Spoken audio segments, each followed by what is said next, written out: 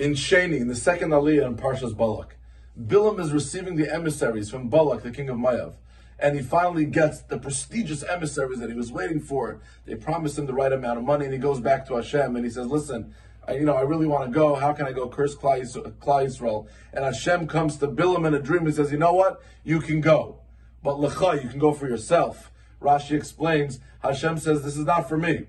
You know my opinion. I already told you clear cut what to do. Do not go. But if you want to go, go for yourself. But you're only going to be able to say exactly what I tell you, and nothing more." There's a very interesting Gemara. In Masechtas Makos, the Gemara says, the way that a person wants to go, b'derech she'adam reitzen leilech, Hashem meilichen osai. That's the way that Hashem guides you. If we choose to do good, Hashem says, "Great, I'm going to help you. The little few deeds that you chose to do that are good, I'm going to multiply, and you're going to have tremendous success from those little things. You couldn't accomplish a success based on your own activity, but I'm going to multiply it, I'm going to help you." But that goes both ways. Someone decides to do bad, and they say, "You know what? I'm going down the wrong path." Hashem multiplies that as well, and He makes that extra successful. And now the damage that we caused is far greater than we ever wanted to. The damage that we're responsible for is far greater than we ever intended. There was a man who was very wealthy, and he was always getting drunk, and he was doing all the wrong stuff. And his kids said, "You know what?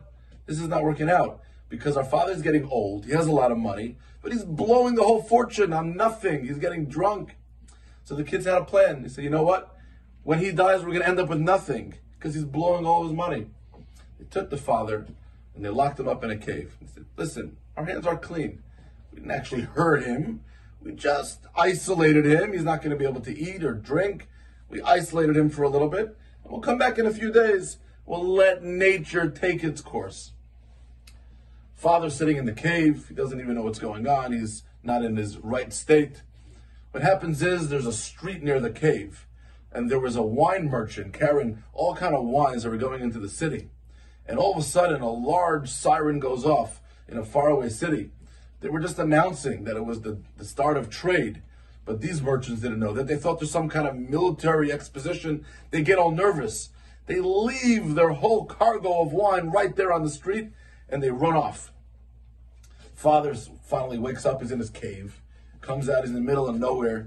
And right there, sitting in front of him on the street, is an entire cargo of wine. Sitting there enjoying himself. Perfect. This is all he needed anyways. Doesn't know where he is, but he knows what he needs. He has all the wine that he can drink. A few days later, the kids talking to each other. "Yeah, should we go check on Dad? I mean, it's been a few days. Is he alive? Is he dead?"